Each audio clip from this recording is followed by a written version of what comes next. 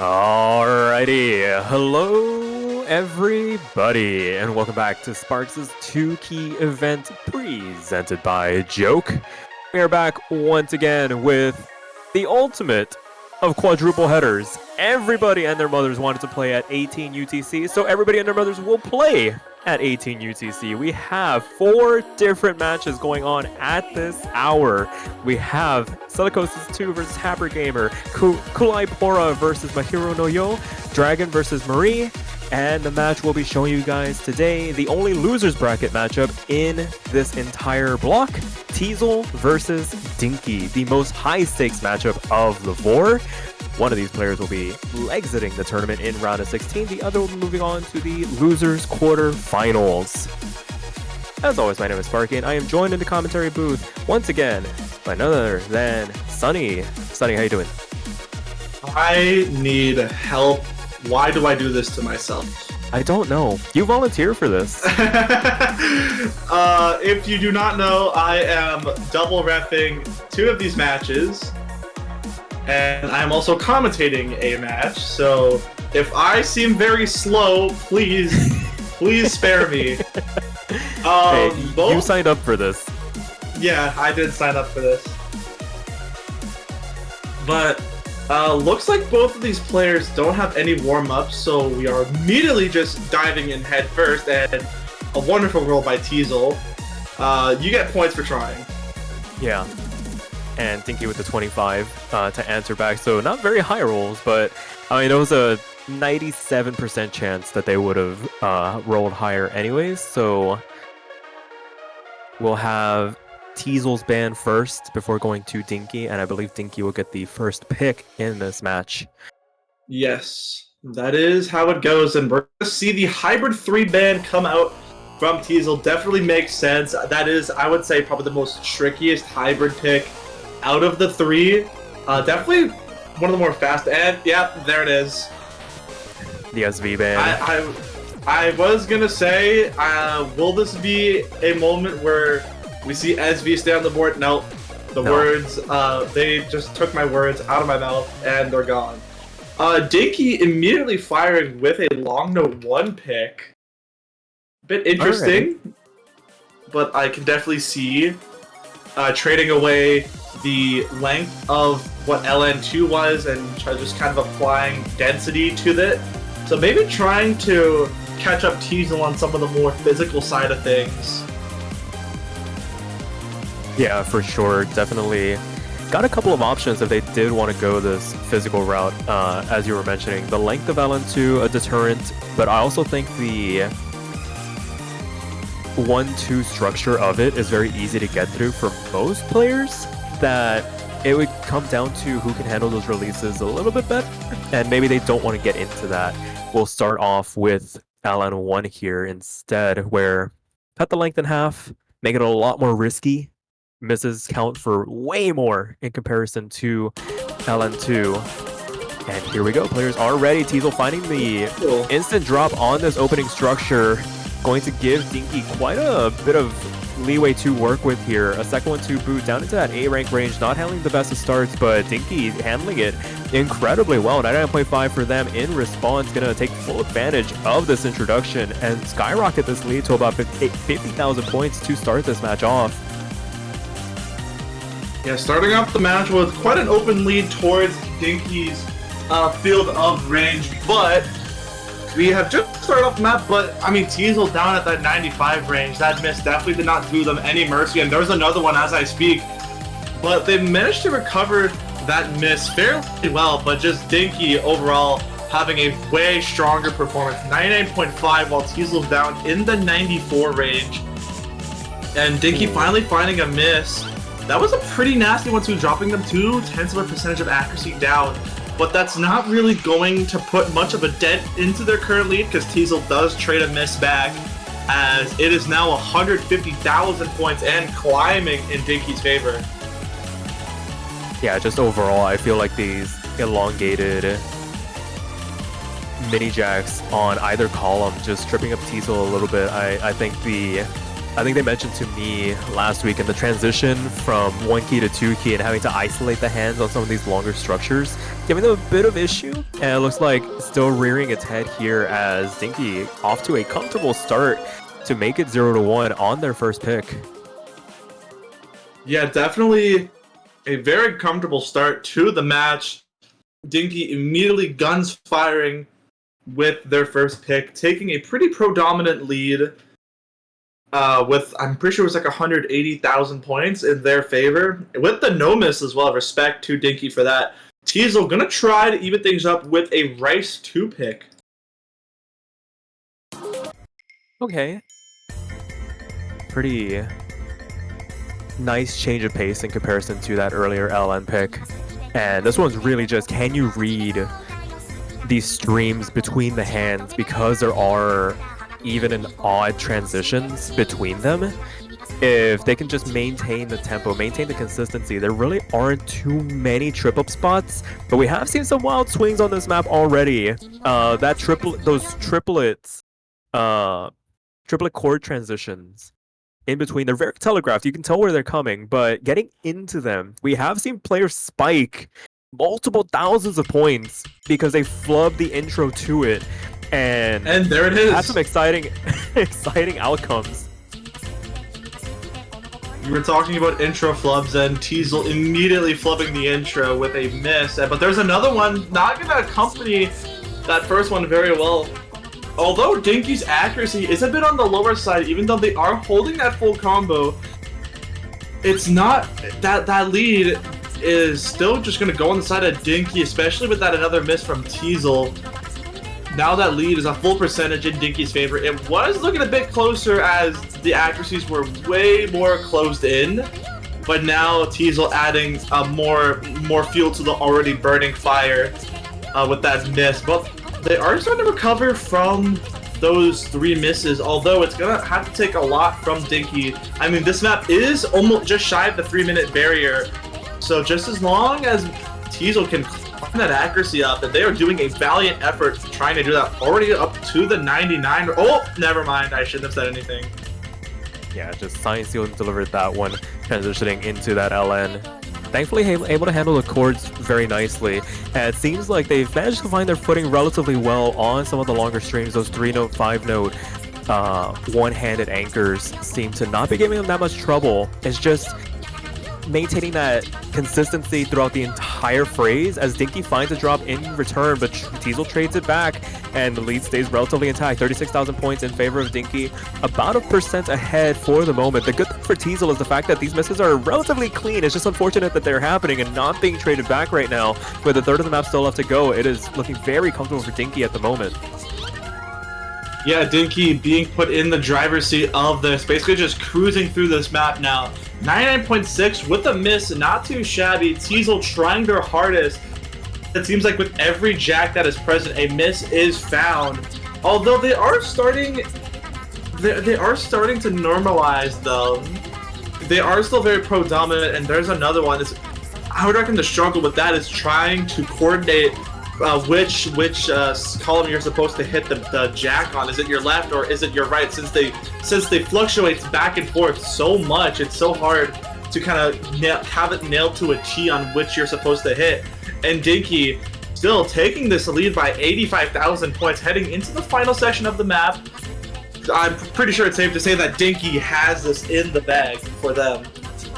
Yeah, very comfortable performance. It seems like they have really settled in terms of their overall playstyle, at least in regards to this first Rice pick. A couple of misses here and there dotting the landscape, but that can be, rest assured, maybe just bottoming out the key a little bit as they try to maintain their technique, and that can be easily fixed. 973k from them.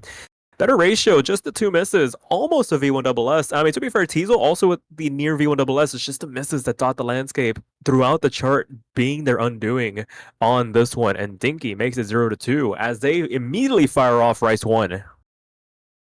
Yeah, they are 100% confident with this as they choose Gym Leader Battle as their pick. Rice 1, they chose Rice 1 for this. I don't know how to feel about this. I think they look pretty comfortable on Rice 2. All this really adds to Rice 2's skill set is those quick little 1/4 doublets alternating between the hands. Outside of that, there really isn't much differentiating this from Rice 2. A little bit faster, maybe, but if you were able to play something like Cave Story last weekend, this one just a couple of notches faster, same sort of style. So we should see them be able to swing a comfortable performance on this. Yeah, and as we start with Teezel getting an early break off of that mini jack, not really going to be the end of the world, but I mean, this map is a minute 30 long, so you don't really have much map to really play on, and already adding 2 misses to the mix. Now a third one, not really going to benefit you, as Dinki has basically just put this match into their court with those misses from Teezel that are still coming down, as I believe there was another one there. I'm pretty sure it's just these mini jacks catching them off guard. There's another one as well.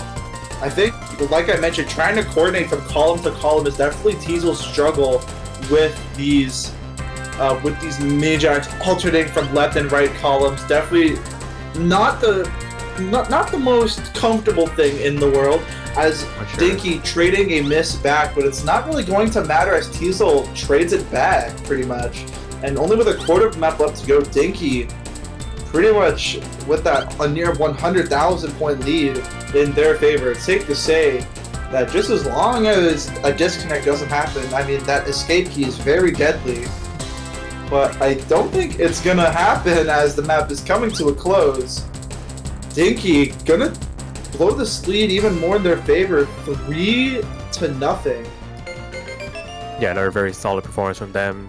A near V1 double S, I think just finding that one little flub towards the back half of the chart. And I mean, to be fair, Teezel not that far behind on the ratio as well, but again, just the misses being their undoing. And the fact that they're able to keep them so clean, you see the lack of hundreds and 50s on their side. It's just taking that next step to be able to put together a performance. If they can keep one of these runs clean, maybe get a near FC or even FC a chart, I feel like they might be able to contest Dinki here on any of these maps. But right now with Teezel up to pick once again, no SV to go to, and running out of options on the Rice picks, do they want to go for something like Rice 3, where it's just straightforward long jack streams? Or do they want to get risky, go for one of these hybrids? Or Rice 4. Or Rice 4. Get into that tech. If I were Teezel, I'd say either Rice 4 or spice things up and go for one of the hybrids. But you did ban a hybrid pick, so I mean, you're probably gonna have to stay in that Rice department, as you don't want to risk. I mean, LM2 is very slow in density range. It's just how well can you time those releases, and we're actually gonna see a hybrid 1 pick gonna come out here. It's gonna be a Rand stage 1, gonna be the pick here from Teezel.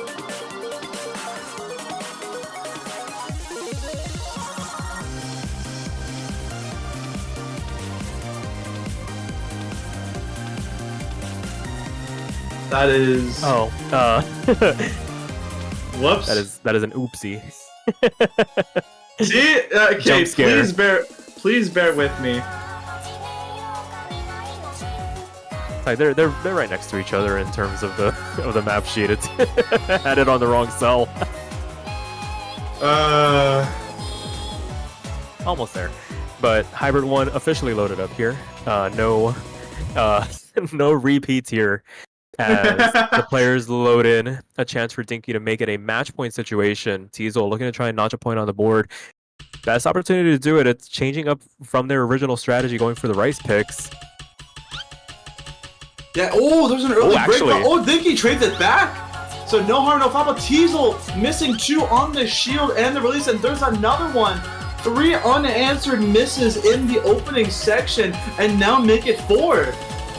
That is not a good start for Teezel, as just as when things look to be a sign of life on your side with Dinki trading back those misses, just struggling on that transition, which is not going to benefit you at all. And there's another break from Teezel. 30,000 points now in Dinki's favor as this map just starts out.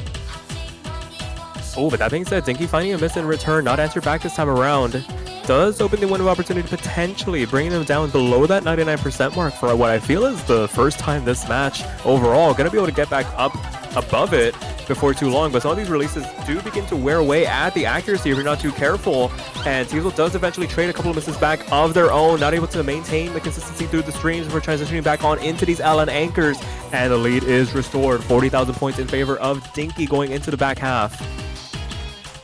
Ooh. But Dinki finding one back, but Teezel trading it immediately, and Dinki still having a near 50,000 point lead in their favor as we approach the more calmer section of this map. As we approach the back half of the map, players are roughly, I would say, 30 combo away from each other, but Teezel's added misses not going to benefit them as Dinki has a near 70,000 point lead in their favor. I'm starting to think that maybe this is a hardware issue on the side of Teezel on that, because there were a lot of misses in that section that looked like slider breaks, unless maybe they released a bit too early. There is another one.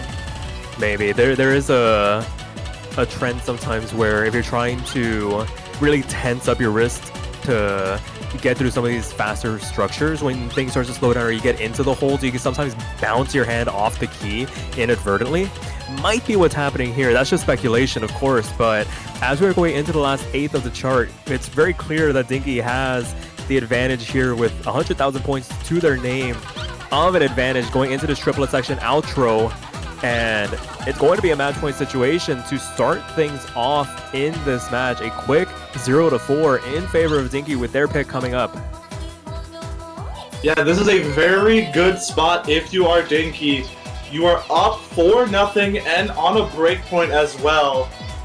On your own pick, I honestly will not be surprised. Oh, Hybrid 2! I thought they would stick... fire off. Yeah, instant firing to Hybrid 2. I thought they would stick to their guns and go for either Rice 3 or 4. Like, Rice 3 would definitely make the most sense, try to catch off Teezel on some of the more denser parts of the Rice pool, but Hybrid 2, I mean, not to say that this map is also extremely dense. You do have that section around the back half of the map where it has the constant LN, like you're balancing one column of the LNs, like rapidly firing at you while trying to time mini jacks on the other hand. That could definitely catch up lots of players, and it definitely did catch a few players that went into this chart beforehand. Also, just an update on Dragon versus Mari. Quote from Mari, and I quote, "My bad chat, my phone died, so alarm didn't go off. Woke up at worst possible time, LMAO." Oh, it happens. It's unfortunate, but at least it wasn't anything too serious. I always, in those win by default situations, you always fear for the worst, because usually people are on top of things. So thankfully it was just something innocuous in this regard. But as we focus our attention back onto this match at hand, the opening burst structures between the hands, this one definitely does get much more complicated in comparison to some of the other hybrid picks, and Dinki able to handle these transitions. Teezel not as much, down in that A rank range right now going into the second quarter. And that being said, I mean, we have seen some pretty wild swings on this chart, but with a 72,000 point cushion, I think Dinki can afford to take a couple of liberties, especially with that back half that we were talking about, that syncopated LN anchor section.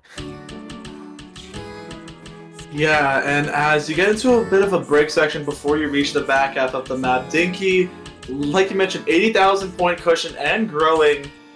They do have a bit of window of error if they don't feel the most comfortable going into this section with the LN anchor and constant mini jacks. They can definitely take a few blows and still be on top. Teezel climbing up to the S rank territory. but immediately finds a break into the more physical, rights-demanding sections, as that is not going to benefit them at all. That's just going to increase the lead to 100,000 points on the side of Dinki. And as we build up into that section that we have both been anticipating, this is the section where it all hits the fan. And here it comes. Yeah, you start to see these LN anchors, these chords, and now the syncopated patterns catching out Teezel. Dinki able to read their way through it. Oh, but finding a break midway through. But I mean, in comparison, the trades between the two players, Dinki comes out much better in the exchanges, growing their lead to 250,000 points. And with an eighth of the map left to go, I think we can call this one done and dusted. A near insurmountable lead. I don't even think there's enough points for Teezel to be able to make up here as we approach this ending. Some 1-2 anchors on the opposite hands. And as the last couple of notes rain down, Dinki finds an Hermes for the road, but it's already too little too late. A resounding victory from them, able to clean this up 5-0 to make their way into the losers quarterfinals, knocking Teezel out in the round of 16. Yeah, that was a valiant effort from Teezel, trying their hardest to at least pull off some form of at least some form of point off of Dinki. But I mean, when you're going up against a strong force like them, there's little to none that you can do. So commiserations for Teezel trying their hardest in there, but unfortunately it just was not enough. But Dinki, they will be moving on to the losers quarterfinals to verse that no-name boy next weekend. But for Teezel, it is the end of the line for them, as they are eliminated from this tournament. Yeah, and as you mentioned, we had a couple of other results. The Dragon Marie match ended in win by default in favor of Dragon. We had another one, Kuai Pora taking the win by default over Mahiro no Yo. And we still have a match ongoing, Silicosis 2 versus happergamer. That match is currently 3-1 in favor of Silicosis. And also, do you want to know something funny? Is that those two matches that we just talked about that are win by defaults, the winners and losers of those matches will be versing each other. Oh, fantastic. So they'll be able to coordinate each other. Yeah, so Mari will be versing Mahiro no Yo, and Dragon will be versing Kuai Pora next week. But as you mentioned, we have another match on our hands, the final match to close off this quadruple header, and it's going to be Silicosis 2, also known as Cub, versus happergamer. And this is a bit of an interesting outcome. happergamer managing to snag a point off of Cub, our second seed, while happergamer, the 18th seed, pulling an upset in a tiebreaker against Tyler's Foot last week. Yeah, that one was pretty extraordinary. And very interesting result on that LN2 pick, but I digress. That score report looks a little funny, but it looks like they were able to get everything situated. And as things continue on here, it's Cub holding on to his 13,000 point lead, but finding the drop, not traded back by happergamer. And if only they were in a position to contest that 1% accuracy discrepancy, able to keep Silicosis ahead for the moment, but that lead is shrinking ever so slightly, only losing about 2,000 points going into the back half. Yeah, heading into the back half of this map, Cub with that miss, happergamer still on an impressive run with the combo, but it's just that accuracy really keeping them below that score meter. You're going to have to see a lot more misses or just bad judgments overall from Cub if you want happergamer to have some form of lead. But as we progress further throughout the map, happergamer definitely has room to climb up that accuracy, but so does Cub. So you don't really have much. It's pretty much just a fair trade-off, honestly. Yeah, with a quarter of the map left to go, this one doesn't have too many awkward patterns up its sleeve. There are some interesting streams to read through, but both of them handling them very well. These right sections, as I say that, happergamer finds a drop transitioning out of one of them midway through, but able to keep it relatively clean. But I think that's the openings Cub really needed to really start running away with this 23,000 points with the outro coming through.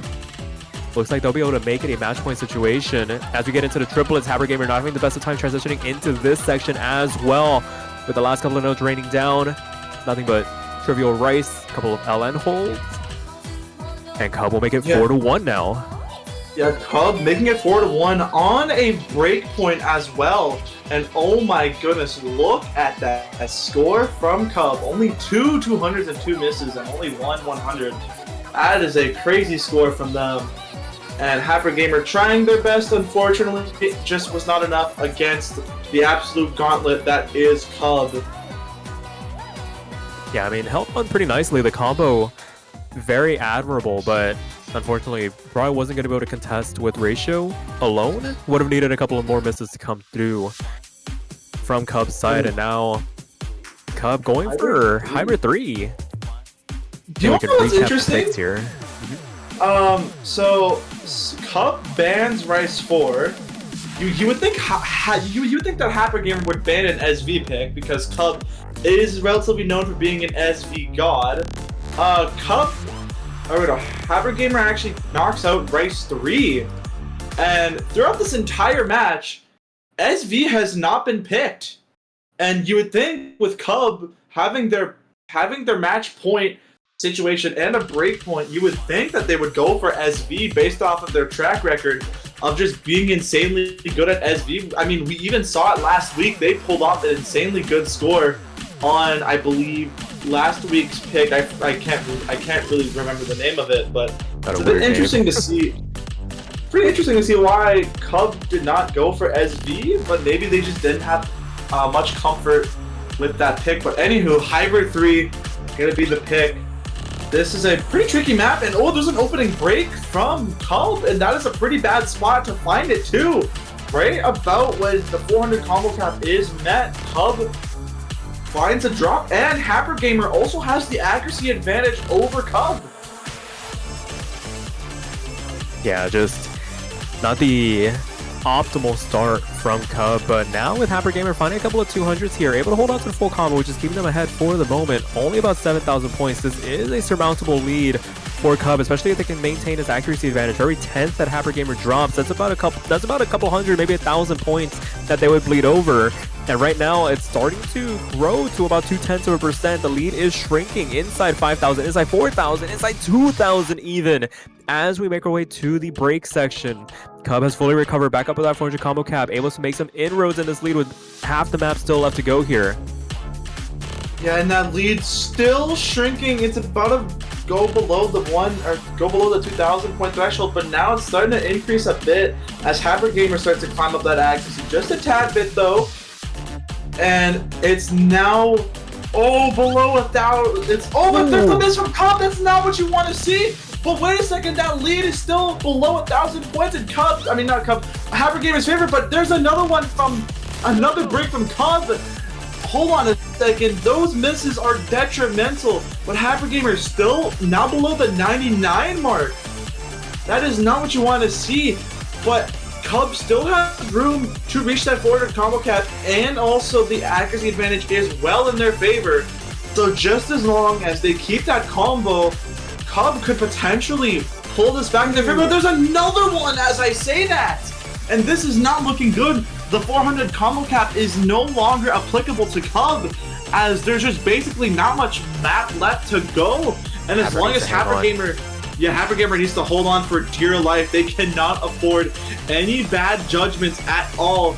And as we reach the final LN sections, it is not gonna happen. Happergamer gonna take a break point and stay alive for another round.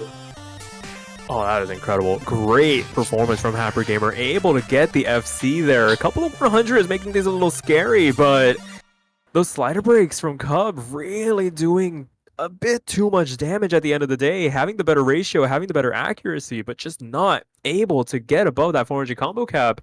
And they pay the price. It is 4-2 now. It is now 4-2. You are correct, happergamer, and also on a breakpoint, happergamer now has their pick. They could go for whatever they feel like going for, and going off of the trend of what happergamer has been doing, As it stands, it looks like they have been more on the LN/hybrid-based train. So maybe LN1 might get picked from happergamer, and there it is. Yeah, maybe just banking on slider breaks and being able to hang on to their full combo in response can see you through if you play your cards right. So there are still some avenues here for happergamer. Worth reminding that this is a winner's bracket match. So not the most detrimental, but you definitely want to keep that winner's bracket run alive as long as humanly possible. And this would be a monumental upset if happergamer can pull this out. Wouldn't need to take it to tiebreaker, but stranger things have happened. Yeah, and happergamer needs to make sure that they have the ace in this game. And honestly, I think this may be the ace for them. This pick is a bit dense and also pretty short as well. So as long as they can keep their combo and bank off of those slider breaks, like you mentioned, from Cub, this could go in their favor. Just as long as the cards are dealt correctly. And here we go underway with LN1. happergamer's last pick of the match, and as well as happergamer's moment to make things a 4-3 match, or Cub punching their ticket into the winners quarterfinals to verse, I believe, Mania. But we're gonna have to see. It's a pretty rough start from happergamer, as they are already down in the low 98 range. A few 200s to add to their score right there. And as Cub resting in that 99.8 range, a very solid place for them to be at, especially as we are already a third of the map in, with happergamer trying their best to recover that lost accuracy. They are making a valiant effort to, that will close out the accuracy, or that will start to close out the lead just a tiny bit. But Cub, I'm pretty sure, on a V1SS run still, and just as long as they can nail these shields, nail these jacks, they should be okay. Yeah, so far a third of the map still left to go here. And 14,000 points is still a catchable lead with a quarter of the map left to go. It would take an inopportune slider break at this point because happergamer are not going to be able to make up the accuracy to try and contest in that front, because of the fact that Cub is putting up a monumental performance right now. 99.8% accuracy on this LN pick. Very comfortable with these releases. Not a lot of things happergamer can do. They can just kind of sit back and watch, put up the best performance they can. But as the last couple of nodes begin to rain down, it looks like the picture is clear. It is going to be Cub securing that 5th point, staving off any potential comebacks and making it 5-2. A V1SS to close it out above all else. That is a insane effort from Cub, securing the victory 5-2. And like you said, avoiding the comeback. And happergamer as well, with an FC as well. Not bad from them. Absolutely. And, very good run, very competitive. Yeah, and fear happergamer in the losers bracket, as they will be dropping down there to verse LS Scob next week, while Cub will be moving on to the winners quarterfinals to verse Miniegg next week. And just like that, my friends, we have completed the quadruple header in record time. Absolutely, inside 40 minutes. Unfortunately, it can't be free. Not inside 30, but I digress. And there's only one match left. 19 UTC, the final match of the weekend. It's going to be, I'd say, the marquee matchup. Zubin 4 versus Sleepy Matty. To see who will be facing off against, I believe, Basil, if I'm correct. Yep. Oh, that's going to be very interesting. So we'll go ahead and take a break, shut things down here, and we'll be back in about 25 minutes. Don't go anywhere, and we'll catch y'all later. Bye.